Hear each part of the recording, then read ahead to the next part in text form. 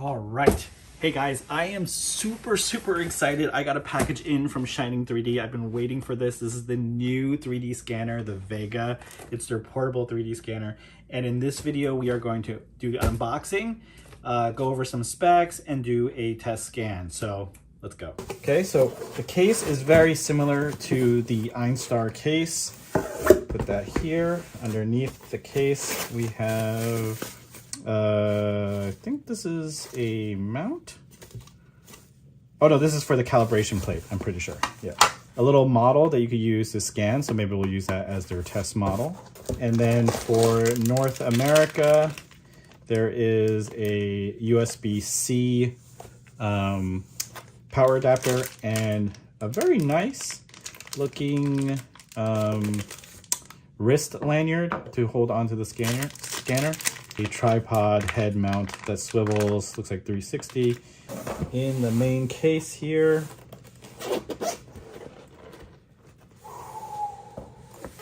same case as the Einstar. We have in the first pocket here, tracking dots. Oh, interesting. There are smaller ones and the larger ones there. A little packing list of what's in here. The calibration plate, and it appears to be very similar to the Einstar one, but the tracking dots are a different layout. All right. In the main compartment, we have a small little tripod. That's really nice. Oh yeah, they do extend out a little bit. Very neat. Okay. A USB-C to USB-C, and here we go. Ooh, it's got some heft to it.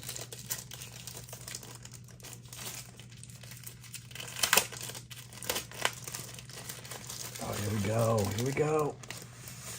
Oh, it's got this nice rubber case. Look at that. How many cameras do we see here? We got 1, 2, 3, 4, 5, and these look like infrared bulbs maybe, or maybe that's a 6th camera there. So I'm gonna have to read up on seeing how many cameras there are, but this feels good. It's got some weight to it. So that's it. This is what we have in the box. We're gonna charge this up and we're gonna do a test scan. So excited. Before jumping into the scan, when you first start up the Vega and connect to the internet, you'll be prompted with a new version update. I highly recommend doing the update as there will also be improvements. While the scanner is updating, you get a nice tutorial on how to scan and navigate the scanner UI. Once the update was done, I also thought it was best to start with the calibration. To access the calibration and settings, you swipe down from the top edge, select calibration, and follow the on-screen tutorial. The calibration starts with the HD cameras and using the calibration plate with the smaller dots, starting with calibrating the plate flat on the table, followed by positioning the plate on the stand at different angles. The calibration involves keeping the target centered in the blue circle on the screen, gradually and slowly lifting up till the blue circles disappear. It took some time getting used to keeping the scanner steady and not going too fast, but it's okay if you do, as you can always lower the scanner to capture what you had missed. Once the HD side is calibrated, you flip the calibration plate over to calibrate the fast scanning cameras. Calibration is suggested to be done every 7 days.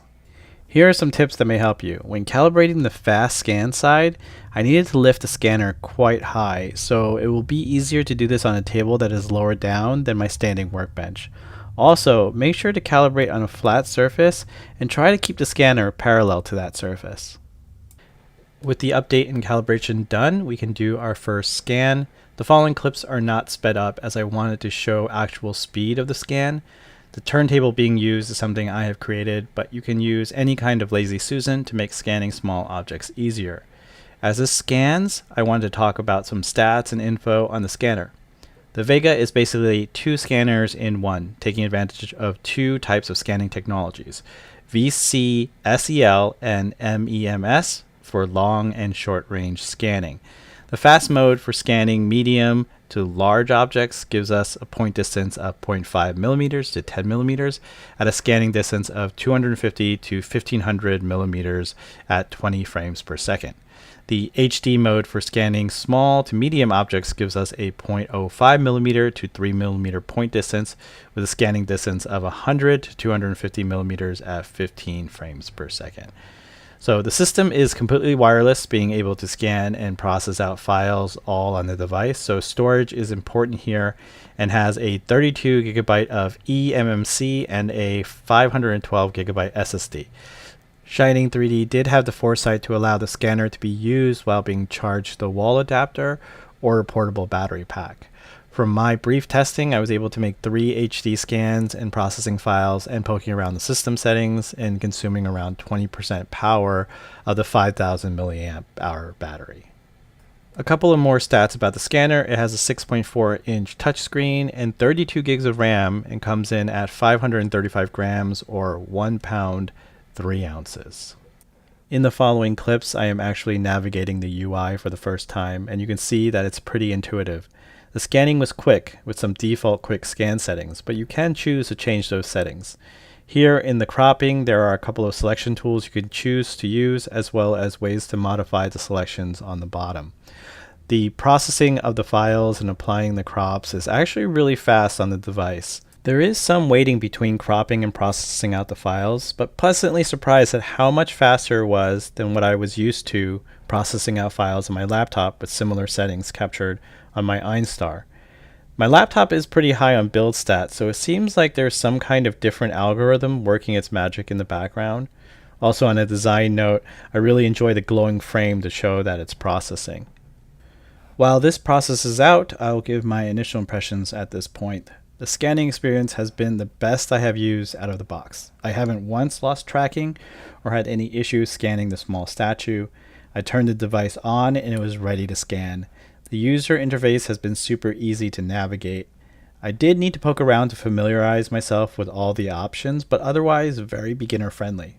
The tools on the device currently are limited and not as robust as the desktop software we are used to in the past, but you can process out watertight models or export out your point clouds.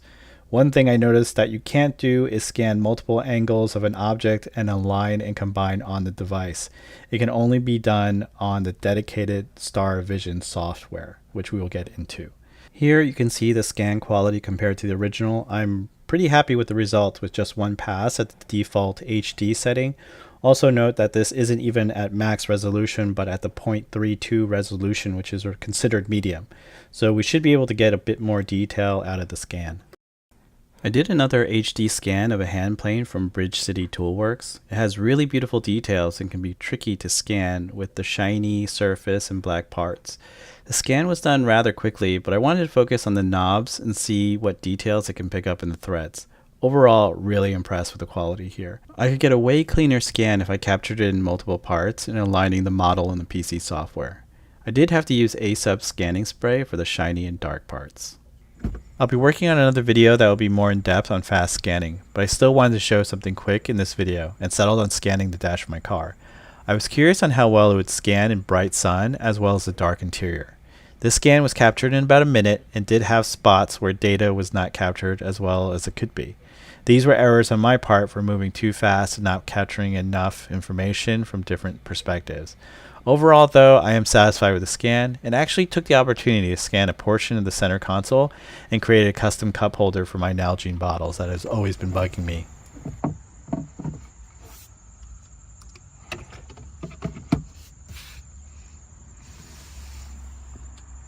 There are two ways of exporting the files on the Vega. One is via the cloud, the other is to connect it to a computer with the installed StarVision app, as I am doing so here. StarVision is available on PC and Mac. At the time of this video, the app did not install on my Mac, as I may have the older Intel, and I suspect it will only work on the newer M chips. The StarVision app is very clean and simple and has the same basic tools found on the Vega.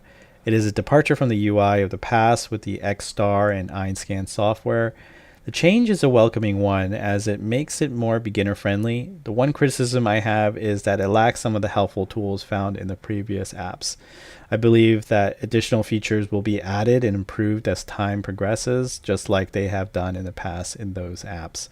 So this is the first truly wireless 3D scanner from Shining 3D's lineup, and here are my thoughts on it.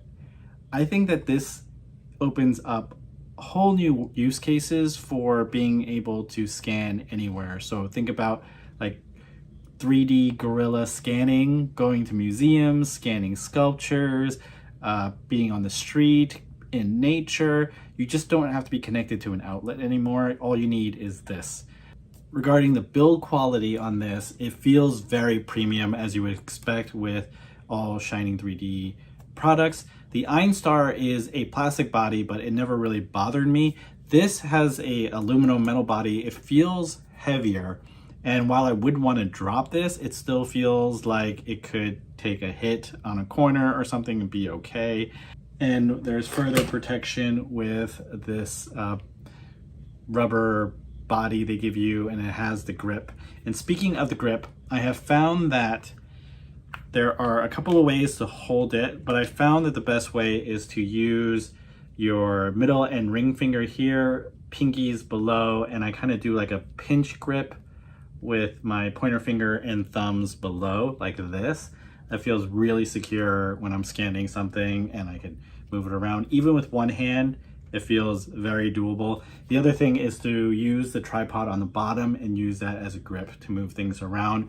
But this actually with two hands feels way more steady, and I'm able to go slower with the scan. So one thing I notice with the on-off button is that when the device is on and you just tap the button, the screen shuts off, but it's in a sleep mode and it's not fully off. It just stops scanning, turns off the screen. And if you leave it this way, the battery will actually drain all the way. So what you gotta do is the long press on the power button, and then it'll give you an option if you want to restart or power down, just power down. One thing I noticed with the scanner is that it is just a really beginner-friendly scanner. So if you are new to 3D scanning, the Einstar is at a better price point, which we'll get into in a second, but this is easier to use. You turn it on, you're ready to scan, you could process everything on here, and the application itself is really simple to use. And I think they are gearing this as more beginner friendly. So let's talk about the pricing on the Einstar Vega. This is $2,000 compared to the Einstar, which is around $850. Now it's a lot more expensive, but I feel like this is a nice cost to return on what you're getting, because if you need to scan portably, like on location, you're going to need a laptop if you have the Einstar. If you already have a laptop, like a performance laptop, which costs around $2,000, then you're set. It's probably cheaper to have the Einstar then. But if you need to also purchase a laptop, just get this, because you hit the scanner and you don't need to have a connected computer. So if you're scanning in location or stuff like that, this is a no-brainer. I would go with this.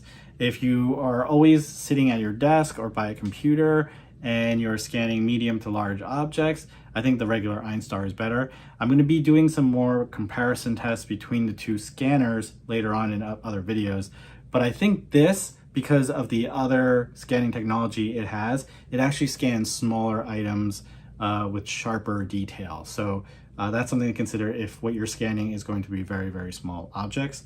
And that's why I think this is like a really great buy, because it's like two scanners in one for using the two different technologies in the lens.